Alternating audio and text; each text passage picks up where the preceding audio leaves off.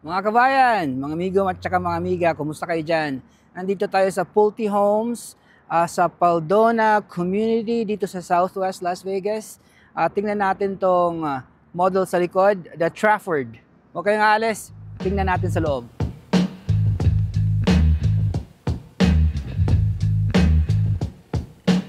Hi, kumusta mga kabayan, mga amigo at saka amiga?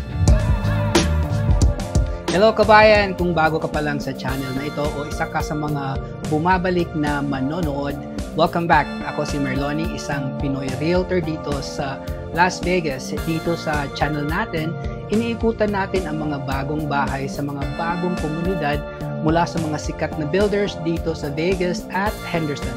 Kung balak mong lumipat, magbenta o mag-invest sa bahay dito sa Las Vegas, panoorin mo ang mga videos ko and I hope makakatulong ito sa iyo. At kung gusto mong updated sa mga bagong tours at tips, huwag kalimutang mag-subscribe. Tara, samahan mo ako sa tour natin ngayon. Oy mga amigo at saka mga amiga, mga kababayan, welcome to Las Vegas. Nandito tayo sa Pulte Homes dito sa Paldona Community. Itong community na ito, may may 6 na model. Yung first model nila is yung Alder.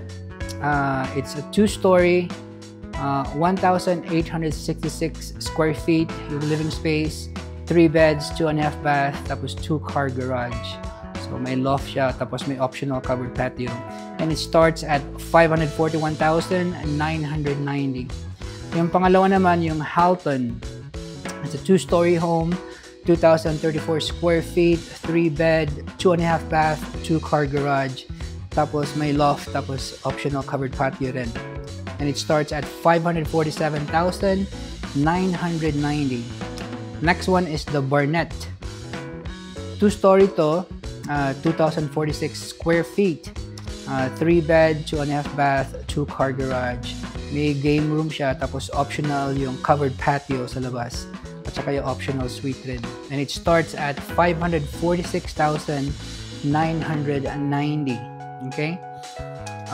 Yung next naman, yung pang-apat is, ang tawag is Halton Peak. Ito, 3-story to siya.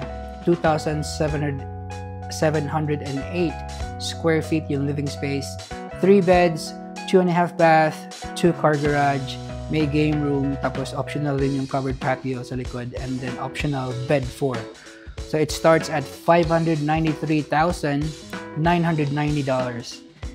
Yung pang-lima, tawag is Trafford, Trafford. 3-story siya rin, 2,983 square feet, 3 bed, 2.5 bath, 2-car garage, may loft, may game room, tapos optional yung covered patio sa labas.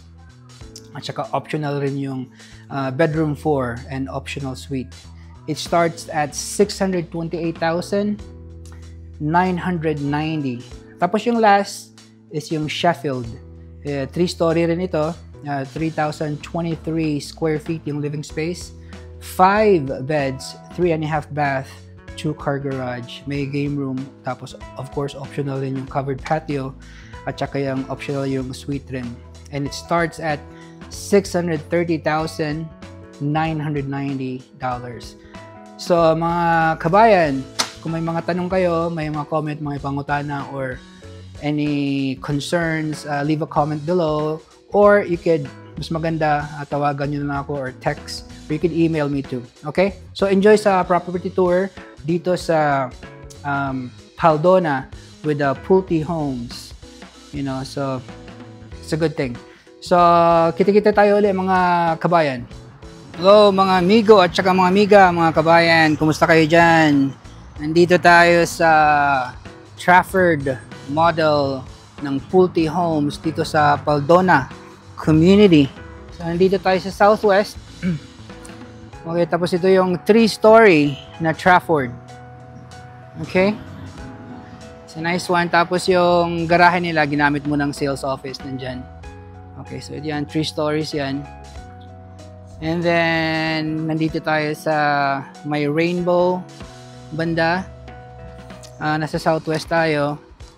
And then, gumagawa pa rin sila ng lote, mga bahay dito. Pero konti na lang yung lote dito. But meron pa silang mga ibang lote that's around 5 to 15 minutes away from here. So marami pa rin silang ginagawa ng mga bahay dito. Okay? So ito yung Pulte Homes dito sa Paldona. At titingnan natin tong Trafford na model. Okay, so makikita nyo dito sa likod yung may gate sila dyan. And then yung front landscaping kasali na yan. And then the other side parang may close yun lang sa kabila. Parang may bricks na closure. So itong Trafford, 3-story, 2,983 square feet yung living space. 3 beds, 2.5 bath, 2-car garage. May loft, may game room siya, tapos optional yung covered patio sa likod, at saka optional bed 4 and optional suite. And it starts at 628,990. So, mga kabayan, ang petsa ngayon is June 12, 2025 para reference nyo sa pricing and sa terms ng builder dito, kasi baka mapanood nyo to like in a few months or in a few years, baka 2 to 3, 5 years from now, baka wala na to dito at saka iba na yung presyo. Okay? So, pasok tayo dito. Tingnan natin. So, parang may mid-entry yung ano natin. Aakyat pa tayo ng hagdanan para papasok sa front door. Okay? So, taas tayo. I think it's like around 10 steps siguro. 1, 2, 3, 4, 5, 6, 7, 8, 9 pala. Then you got this big door.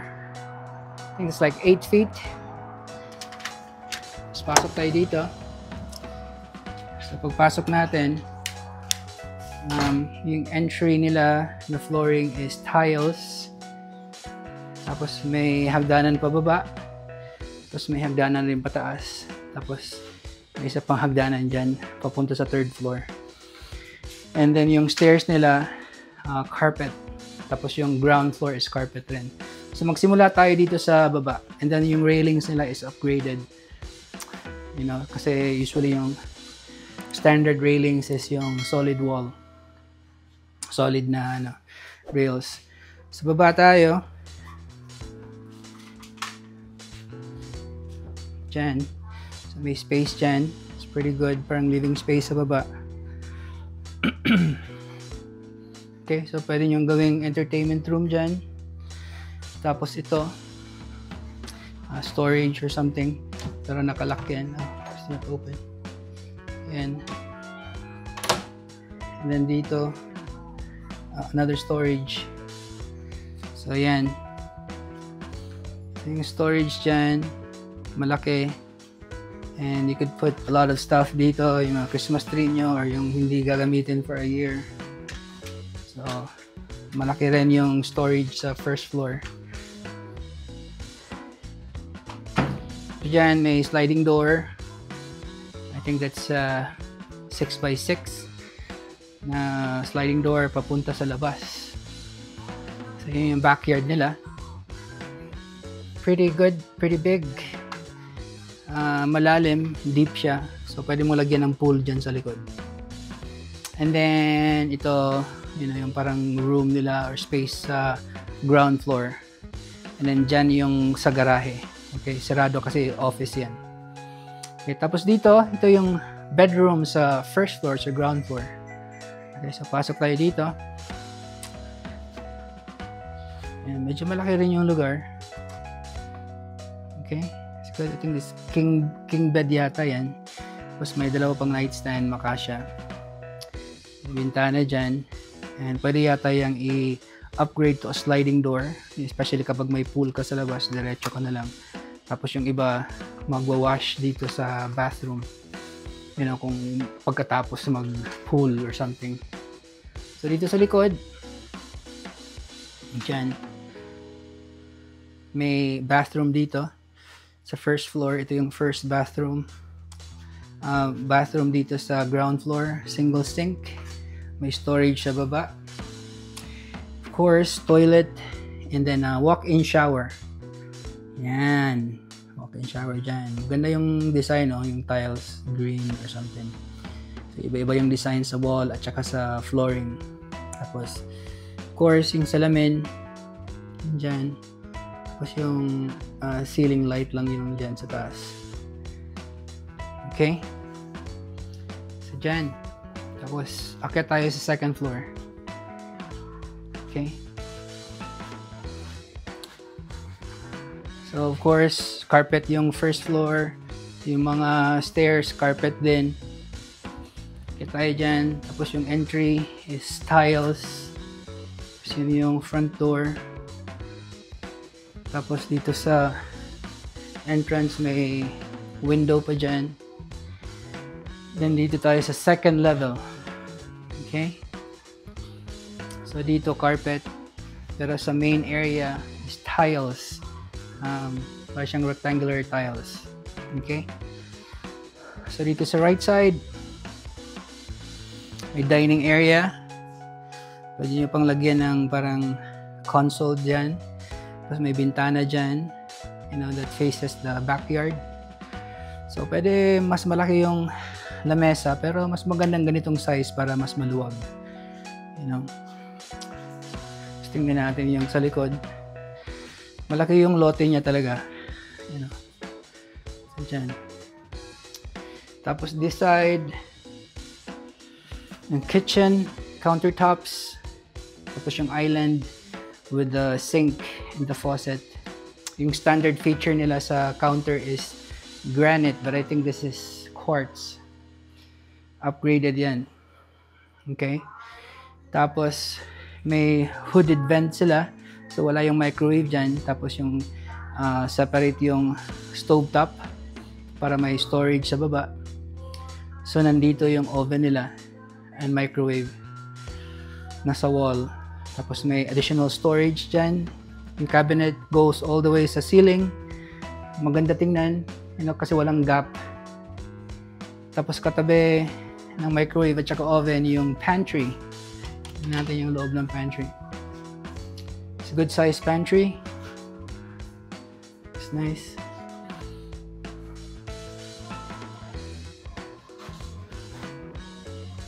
Tapos dito yung counter again. Countertop.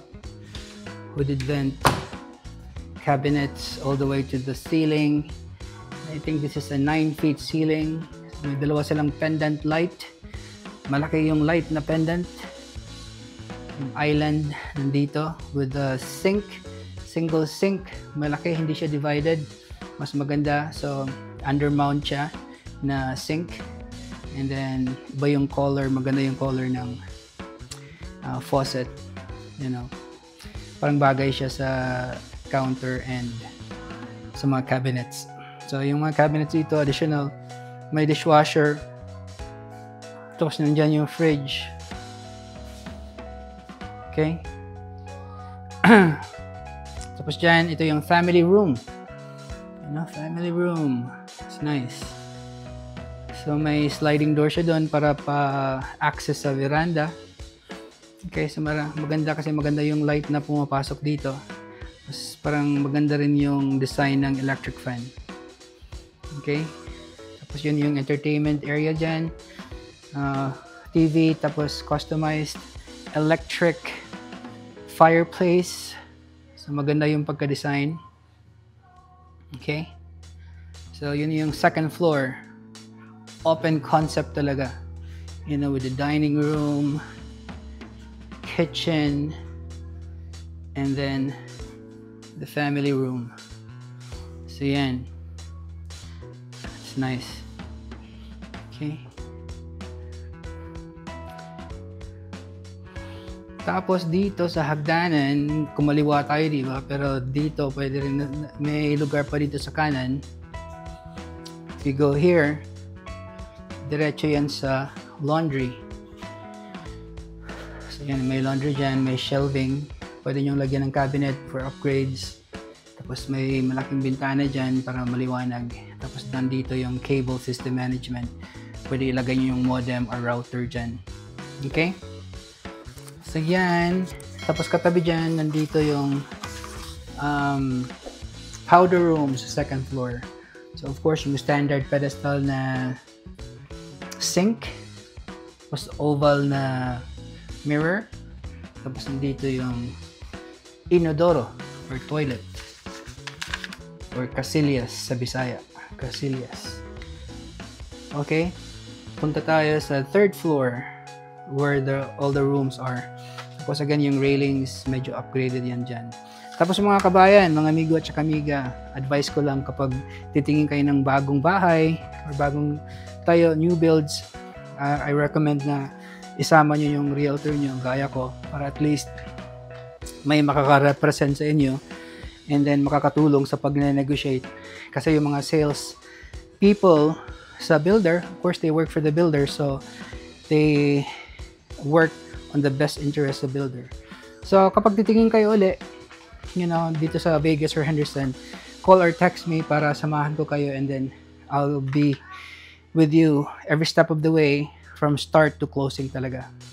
So, pag-akyat natin dito, kung magsi-straight tayo, ito yung master bedroom. Pero dito muna tayo sa left side. So, on the left side, may siya, parang konting loft. So, dito ginawa nilang parang study room. Pwede itong game room. Nasa sa inyo na kung anong priority niyo. Mas maganda rin yung design ng lights. Tapos may dalawang bintana dyan. Tsaka dito sa landing sa hagdanan, meron rin. So, maganda. So, dito tayo. Pasok tayo dito. Yung loft. Tapos dito sa side, ito yung full bath sa third floor, okay, on the top floor. So, of course, dito sa carpet sila, pero dito sa bathroom, tiles yan. Tapos double sink, storage sa baba, and then the big malapad na salamin or mirror. Okay? Tapos yung inidoro or casillas, tapos yung combo tub with a shower. So, yung wall niya all the way, para siyang marble na kinut all the way to the ceiling. Okay? And I think itong sink is quartz. So, katabi ng full bath is yung first bedroom dito sa taas. Okay? So, I think this is a full bed na bahay. Oh, ang ganda ng design, oh. Parang buwan talaga. Get lost. Then dito parang may konting lagayan ng console or para sa mga damit. Tapos yung window nakaharap sa gilid ng bahay to the side. So yan. Tapos yung kama. Tapos sa gilid dyan may closet. Tapos may sliding door. Maganda rin. It's a good thing. So paglabas natin dito, sa harap, sa tapat, is the second bedroom. Almost the same size. May bed dyan, yung window nakaharap sa street. Tapos parang, full or twin bed. So maganda pang bata yung design. Tapos sabi, welcome to the jungle daw. Ayan. And then may closet siya na may sliding door. It's nice. Tapos parang may vent dyan sa taas na para tuloy-tuloy yung hangin kasi minsan kapag nag-AC tapos sinasarado yung pintuan, nagsaslam yung ibang pintuan kasi nagba-vacuum yung hangin. So that's para maiwasan mag-slam yung mga pintuan sa ibang kwarto. So labas tayo dito tapos punta tayo sa master bedroom right in front sa stairs. Pero before dyan, may konting closet or linen storage dito. Medyo malaki rin. So it's nice. You could put a lot of stuff dito. Okay? Ayan, maganda. Ayan. Tapos, pasok tayo dito sa master bedroom. So, dyan, may malaking bintana na nakaharap sa backyard. And they have the big king size bed. Parang California king yata to. Yan. Okay, oh. Tapos may dalawang nightstand na maganda. Okay. Tapos dyan, pwede mo lagyan ng TV. Pero mas maganda, okay na yung walang TV. Parang ganyan. May nalagyan ng mga damit dyan. Pwede mo lagyan ng upuan, decorative na upuan. Tapos dito sa likod, yung backyard. So dyan, ganda. So yun, yung mga bahay dyan, same models yan dito sa community na ito.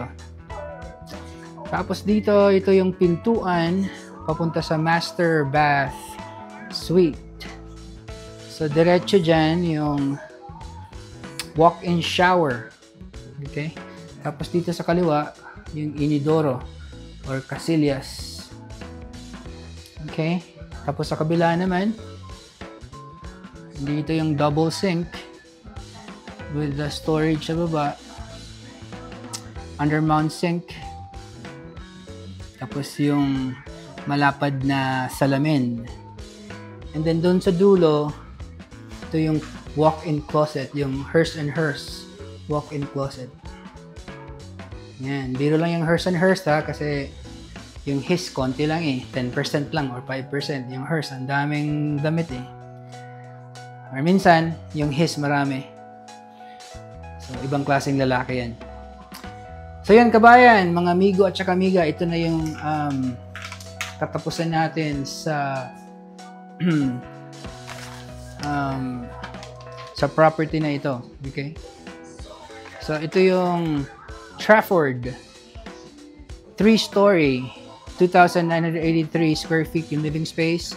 3 beds, 2.5 bath, 2-car garage. Starts at $628,990. So yan mga kaibigan, mga kabayan, kung may mga tanong kayo, may mga pangutana, or may mga concerns, drop a comment below. Or mas maganda, tawag or text na lang kayo sa akin sa cellphone ko. Or you could also email me. Okay? So mga kabayan, mga amigo at saka amiga, ingat kayo dyan. Kita tayo uli sa next tour. Magdasal palagi, magpagkabait, and then God bless sa lahat. Bye. Kung ito na ang hinahanap mong bahay o gusto mo ng mas maliit, mas malaki o nasa ibang lokasyon, kahit resale man yan, masaya akong tumulong sa'yo. Call, text, email o mag-comment ka lang sa baba kung may tanong ka. Nandito lang ako, ready to help. At kung gusto mong updated sa mga bagong tours at tips, huwag kalimutang mag-subscribe. Maraming salamat sa panonood.